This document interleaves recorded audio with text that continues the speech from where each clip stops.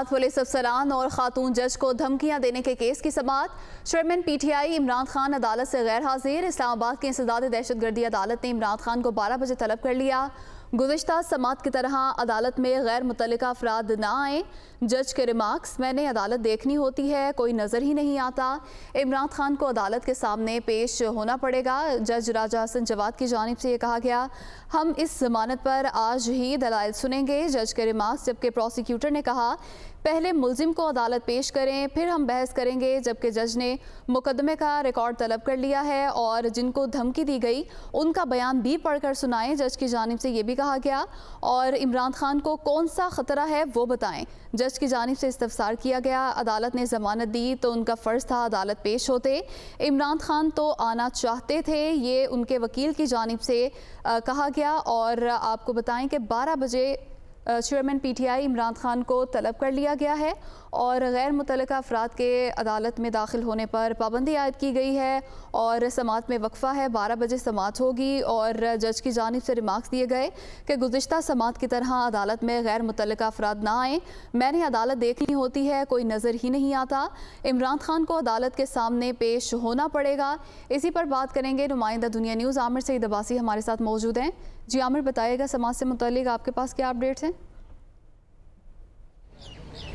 देखिए, आज इस्लामाबाद की इंसदाद दहशतगर्दी की खसूसी अदालत के जज राजा जवाद अब्बास ने चेयरमैन तहरीक इंसाफ के खिलाफ दहशतगर्दी के मुकदमे की जब समाअत शुरू की तो सबसे पहले पुलिस ने यह बताया कि चेयरमैन तहरीक इंसाफ इमरान खान के खिलाफ दर्ज मुकदमे में मजीद 4 दफ़ात को शामिल किया गया है, जिसमें पुलिस हुकाम और एहलकारों को धमकियाँ देने, इसके अलावा उनकी इंसल्ट करने, उनकी तौहीन करने और इसके अलावा दफ़ा 144 की खिलाफ वर्जी और बगैर इजाज़त रैली निकालने, इन 4 दफ़ात को इस्लामाबाद पुलिस ने शामिल कर लिया है इमरान खान के खिलाफ इस मुकदमे में, जिस पर बाबर अवान की तरफ से नई दरखास्त जमानत दायर की गई। इन दफ़ात की हद तक भी वो भी अदालत ने समाअत के लिए मंजूर करते हुए पुलिस को नोटिस जारी कर दिया है। उसके बाद अदालत ने कहा कि चेयरमैन तहरीक इंसाफ इमरान खान खुद क्यों पेश नहीं हुए, जिस पर बाबर अवान की तरफ से बताया गया कि उनको धमकियाँ मौसूल हो रही हैं और पुलिस की तरफ से बाकायदा लेटर लिखा गया है कि उनकी जान को ख़तरा है। इस पर अदालत की तरफ से ये कहा गया कि उन्हें बताएं कि कौन सा उनको ख़तरा है। अदालत यहाँ पर मौजूद है और उन्हें हर सूरत जमानत के लिए अदालत में पेश होना पड़ेगा, जिस पर अदालत ने यह कहा कि चेयरमैन तहरीक इंसाफ इमरान खान को कहा जाए कि वो दिन 12 बजे अदालत हर सूरत पेश हों ताकि उनकी जमानत पर फैसला किया जा सके। इस मौके पर अदालत ने पुलिस को भी ये हुक्म दिया कि मुकदमे का मुकम्मल रिकॉर्ड अदालत में पेश किया जाए ताकि इमरान खान की दरखास्त जमानत पर फैसला किया जा सके। इसके साथ साथ अदालत ने अहम सवालात उठाई इस मुकदमे पर। उसमें ये कहा पुलिस को कि सबसे पहले ये भी बताना है आपने, ज़रूरी है कि जो मुलजिम है इमरान खान, उसने कौन सी बारूदी जैकेट लाई, कौन सा खुदकुश हमलावर लाया या उसने कोई ऐसा बारूदी मवाद लाया जिस पर आपने दहशतगर्दी का मुकदमा दर्ज किया है। इस पर अदालत ने यह भी कहा कि आपने ये भी बताना है कि क्या इमरान खान किसी कलदम तंजीम के सरबराह हैं या कोई दहशतगर्द तंजीम के सरबराह हैं, इस बात का भी आपने जवाब देना है। इसके साथ साथ अदालत ने यह भी कहा कि आपने ये भी बताना है कि जो मुद्दई मुकदमा है, जो सिटी मजिस्ट्रेट जिन्होंने मुकदमा दर्ज करवाया था, क्या वो मुतासरा अफसर हैं या वो बहुत ही फर्जशनास अफसर हैं जिन्होंने आला अफसरान की तौहीन होने पर खुद ही मुकदमा दर्ज करवा दिया। उनका असल बयान भी लेकर आए और मुकदमे का मुकम्मल रिकॉर्ड लेके आए ताकि अदालत फैसला कर सके कि इमरान खान के खिलाफ जो दहशतगर्दी का ये मुकदमा है, क्या इसमें उनकी ज़मानत होती है, मुस्तकिल बुनियादों पर बनती है या नहीं बनती। इस बात का फैसला आज ही दलाइल सुनने के बाद अदालत करेगी। ताहम इस मौके पर जो पुलिस प्रोसिक्यूटर थे उन्होंने ये कहा कि हमें जो आज दायर होने वाली नई दरखास्त जमानत है जिसमें इमरान खान के खिलाफ नई दफ़ात शामिल की गई हैं, उस पर ताहाल नोटिस नहीं हुआ। उस पर अदालत ने कहा कि हम नोटिस कर देते हैं और लिहाजा पहले से जो दायर उनकी अबूरी ज़मानत की दरखास्त थी उस पर अदालत ने कहा कि आज हर सूरत मुकम्मल रिकॉर्ड के साथ पुलिस दलाइल दे और उसके बाद अदालत जो है वो फैसला करेगी कि चेयरमैन तहरीक इंसाफ इमरान खान की ज़मानत मुस्तकिल बुनियादों पर होनी है या ज़मानत खारिज होनी है। इस बात का फैसला तो महज अदालत ने करना है, लेकिन चेयरमैन तहरीक इंसाफ को ज़ाती हैसियत में पेश होने का हुक्म दिया गया है अदालत की तरफ से, क्योंकि ये कहा गया है कि दरखास्त ज़मानत है और ज़मानत के लिए मुलजिम की हाज़िरी ज़रूरी है और इस मकसद के लिए चेयरमैन तहरीक इंसाफ को 12 बजे तलब कर लिया है इंसदाद दहशतगर्दी की अदालत ने और ये कहा है कि वो 12 बजे आएँ और उसके बाद पुलिस मुकम्मल रिकॉर्ड भी लेके आए ताकि अदालत इमरान खान की दरखास्त जमानत पर फैसला कर सके। जी आमिर सईद अब्बासी, बहुत शुक्रिया, आपने तफसीलन अपडेट किया। पेट्रोलियम मसनूआत में इजाफे के बाद कराची के शहरियों में गम और गुस्सा पाया जाता है। शहरियों का कहना है कि मुश्किल हालात में हुकूमत रिलीफ देने की बजाय गरीबों पर मजीद बोझ डाल रही है।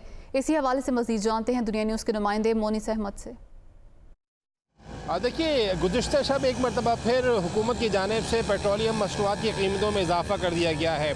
अगरचे ये इजाफ़ा बहुत ज़्यादा नहीं है, लेकिन जिस मुश्किल हालात से मुल्क इस वक्त गुजर रहा है, शहरियों पर ये भी भारी गुजर रहा है। और इस वक्त हम एक पेट्रोल पंप पे मौजूद हैं, लोग यहाँ पर मौजूद हैं, इनसे जानते हैं इस पर क्या कहेंगे। पेट्रोल में जाहिर सी बात इतनी परेशानी है, पहले हम 100 रुपये का डलवाते थे, अब 250 रुपये से कम डलवाना नहीं पड़ता, इतनी परेशानी होती है। एक साहब और मौजूद है। सर एक मिनट, ये बताइएगा क्या कहेंगे, कल एक मरतबा फिर पेट्रोल की कीमत बढ़ा दी गई है। आए दिन की कहानी हो गई है भाईजान, हर चीज़ बढ़ जाती है, पेट्रोल बढ़ता है तो अब क्या करें, मजबूरी है, कुछ कर नहीं सकते। शहरी परेशान नज़र आ रहे हैं, उनका यही कहना है कि हुकूमत को ऐसे माहौल में पेट्रोलियम मसनूआत की कीमतों को कम करना चाहिए था, ना कि उनको बढ़ाना चाहिए था। और तमाम ही शहरी, इस वक्त हमने मुख्तलिफ इलाकों में सर्वे किया है तो ख़ासा जो है मुश्किल का शिकार नज़र आ रहे हैं और तशवीश में है। उनका यही कहना है कि हुकूमत इस मामले पर फौरी तौर पर नज़रसानी करे और जल्द अज जल्द इस फैसले को वापस ले, बल्कि एक बड़ा जो है कटौती का फैसला किया जाए ताकि लोगों की मुश्किलात में कमी हो सके। जी, इंटरबैंक में डॉलर की कीमत में ₹1.50 कमी। इंटरबैंक में डॉलर 217 रुपये 25 पैसे पर फरोख्त हो रहा है। डॉलर की कीमत में 3 रोज़ में 4 रुपये 67 पैसे की कमी हुई है। इंटरबैंक में डॉलर की कीमत में कमी आई है। आज भी ₹1.50 कमी रिकॉर्ड की गई है। डॉलर 217 रुपये 25 पैसे पर फरोख्त हो रहा है। डॉलर की कीमत में 3 रोज़ में 4 रुपये 67 पैसे की कमी हुई है। रुपया मजबूत हो रहा है। गुज़िश्ता कुछ रोज़ से डॉलर की कदर में कमी आ रही है IMF प्रोग्राम की बहाली के बाद से, और आज भी ये सिलसिला जारी है। आज भी डॉलर की कीमत में ₹1.50 की कमी हुई है। इंटरबैंक में डॉलर 217 रुपये 25 पैसे पर फरोख्त हो रहा है। डॉलर की कीमत में 3 रोज़ में 4 रुपये 67 पैसे कमी हुई है। इंटरबैंक में डॉलर की कीमत में कमी हुई है।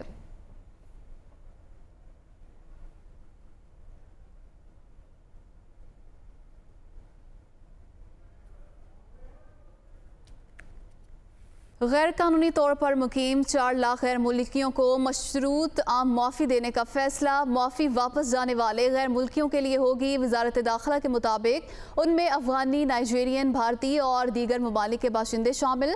इन ममालिक के बाशिंदे वीज़ा मुद्दत ख़त्म होने के बाद भी क़याम पज़ीर हैं। मुआफ़ी की सूरत में गैर मुल्कियों को 31 दिसंबर 2022 तक वापस जाना होगा। इस शर्त पर गैर मुल्कियों से वीज़ा के बगैर रहने पर जुर्माना नहीं लिया जाएगा। वजारत दाखिला ने समरी की मंजूरी दे दी है। काबीना हतमी फैसला इस हवाले से करेगी। गैर कानूनी तौर पर मुकीम 4 लाख गैर मुल्कियों को मशरूत आम माफ़ी देने का फैसला किया गया है। तफसीलात जानेंगे नुमाइंदा दुनिया न्यूज़ कमरुल मुनव्वर हमारे साथ मौजूद हैं। जी कमर, बताइएगा इस हवाले से। जी बिल्कुल, IBM सिस्टम जो है उसके IBMS सिस्टम के मुताबिक 4 लाख पाकिस्तान में गैर मुल्की ऐसे हैं जो पाकिस्तान में एंट्री तो हुई लेकिन उनका एग्ज़िट जो है वो नहीं हो सका। इस हवाले से वजारत दाखिला में 12 इजलास हुए और इस हवाले से एक मेकनिज़म जो है वो बनाया गया। अब इन 4 लाख गैर मुल्कियों जो गैर कानूनी तौर पर पाकिस्तान में मुकीम हैं, इनको एमनेस्टी देने का फैसला किया गया और ये कहा गया है कि अगर 31 दिसंबर 2022 तक वो यहाँ से वापस चले जाते हैं तो उन पर ना तो किसी किस्म का जुर्माना आयद किया जाएगा और ना ही कोई कानूनी कार्रवाई जो है वो उनके खिलाफ अमल में लाई जाएगी। इस हवाले से बाकायदा तौर पर एक इंटर मिनिस्ट्रियल कमेटी जो है वो बनाई गई थी जो सिर्फ अफगान अमूर के हवाले से थी। उसमें यह फैसला किया गया है कि अब ये जो लोग हैं इनको एमनेस्टी दी जाएगी कि जो लोग 31 दिसंबर 2022 से पहले पाकिस्तान छोड़ देते हैं तो उनको एग्जिट परमिट जो है वो जारी किया जाएगा और उस पर ना तो कोई जुर्माना किया जाएगा ना ही इस हवाले से उनके खिलाफ कोई कानूनी कार्रवाई जो है वो अमल में लाई जाएगी।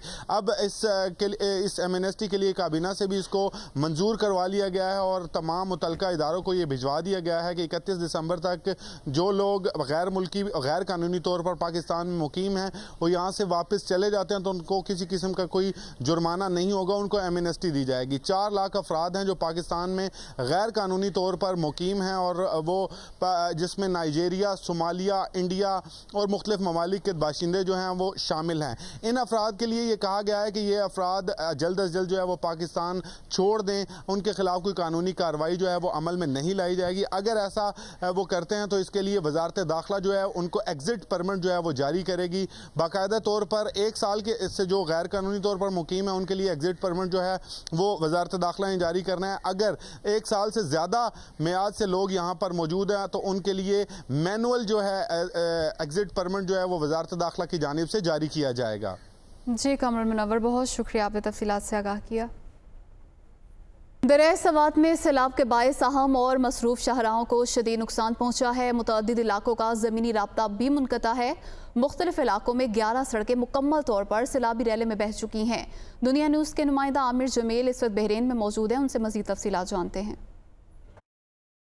जी बिल्कुल, इस वक्त हम बहरैन बाज़ार में मौजूद हैं और ये वो आखिरी जगह है जहाँ तक गाड़ी पहुँच सकती है। इसके बाद जितनी भी इमदादी कार्रवाइयाँ की जा रही हैं वो हेलीकॉप्टर के ज़रिए की जा रही हैं। तो हम इस वक्त मेरे साथ NHA का एक नुमाइंदा मौजूद है। मैं चाहूँगा इनसे हम तफसीलात जान सकें कि आया रोड जो है वो कहाँ कहाँ पर टूटा हुआ है और कब तक ये इमदादी कार्रवाइयों के तहत इन रोड को बना दिया जाएगा। हमारी कोशिश ये, हमारे मेंबर साहब ने इमरजेंसी लगाई है यहाँ पे, वो कह रहे हैं कि मशीनें ज़्यादा कर लें ताकि जितना जल्दी हो सकते हैं हमारा रोड कंप्लीट हो जाए। इससे आगे का कितने मकामात ऐसे हैं जहाँ पर रोड टूटा हुआ है और उनको कब तक आर्जी तौर पर बहाल किया जा सकता है? आर्जी तौर पर ऊपर साइड से हमारे मशीनरी लगे हुए हैं, तो इंशाल्लाह हफ्ते के अंदर अंदर ये हम क्लियर कर लेंगे। 11 जगह पे हमारा रोड टूटी हुई है। बहरैन बाज़ार से आगे 11 मकामात पर रोड जो है वो मुकम्मल तौर पर टूटा हुआ है और जिनको आर्जी तौर पर रास्ता बनाने के लिए मशीनें मुख्तलिफ मकामात पर लगी हुई हैं। जी, बदीन में नाले में पानी की सतह बुलंद होने से बदीन और थरपारकर को मिलाने वाला पुल ज़ेरे आब आ गया। मजीद क्या सूरत हाल है ये बताएंगे सरदार खान। जी बिल्कुल, इस वक्त मैं मौजूद हूँ RD 75 LBOD सेम नाले के बिल्कुल ब्रिज के सेंटर में। मैं आपको बताता चलूँ कि लेफ्ट बैंक आउटफॉर ड्रेन जिस सेम नाले को कहा जाता है, ये LBOD वो है जो 5 अजला का गंदा पानी लेकर समुंदर में अखराज करता है। लेकिन पानी इतना ज़्यादा है, हालिया बारिशें तो रुक चुकी हैं लेकिन ये पानी है कि थमने का नाम नहीं लेता। इस वक्त जो ब्रिज के पिलर हैं, ये मैं पुल के सेंटर में मौजूद हूँ और ब्रिज के जो पिलर हैं उनसे पानी 2-2 फुट टॉप करके ब्रिज के बिल्कुल ऊपर वाली जो तय है उस पे बह रहा है। इंतजामिया ने इस ब्रिज को दोनों अतराफ से मिट्टी देकर बंद कर दिया है, लेकिन लोग मजबूर हैं, क्या करें, क्योंकि ये वाहिद पुल है जो नो कोट को बदीन से मिलाता है। इसके लिए या तो इस पुल को प्रॉपरली बंद कर दिया जाए या फिर जिला इंतजामिया को चाहिए कि कश्तियों का यहाँ पर जो है अरेंजमेंट करें ताकि लोगों को आने जाने में दुश्वारियां ना हो। जी, सैलाब मुतासरीन के इमदाद के लिए कराची वाले भी पेश। कराची के मुतादिद मकामात पर मुख्तलिफ इदारों और NGOs ने सैलाब मुतासरीन के लिए इमदादी कैंप्स लगा दिए। कराची आर्ट्स काउंसिल ने भी सैलाब रिलीफ कैंप लगाकर 1000 से ज़ायद मुतासरीन सैलाब की खुराक और अद्वियात का जिम्मा उठा लिया।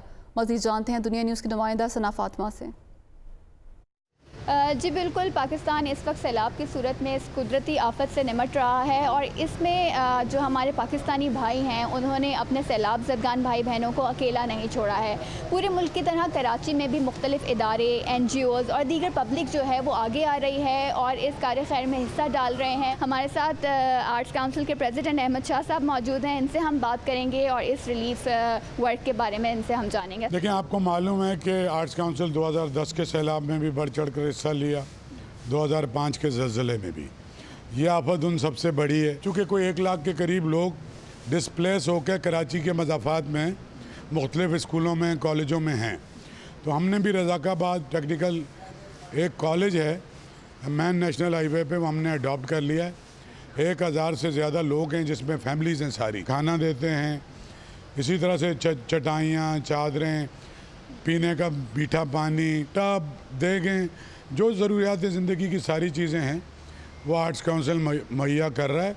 किस तरह से अहमद शाह साहब ने बताया कि यहाँ पर ये जो सारे डोनेशंस हैं ये आर्ट्स काउंसिल की तरफ से दिए गए हैं। इसके अलावा एक कॉन्सर्ट और एग्जीबिशन भी जो है वो प्लान किया जा रहा है और उसके ज़रिए भी डोनेशंस जो मौसूल होंगे उससे तमाम को जो है फ्लड विक्टिम्स की फलाह बहबूद के लिए खर्च किया जाएगा। जी, सभी की एक ही पुकार के मुसीबत ज़दगान की इमदाद के लिए आगे बढ़ो। लाहौर में बड़ी तादाद में इमदादी कैंप्स कायम हो गए। अहले लाहौर ने कैंपों में मुख्तलिफ अशिया के अंबार लगा दिए। सुहेल कैसे रिपोर्ट करेंगे।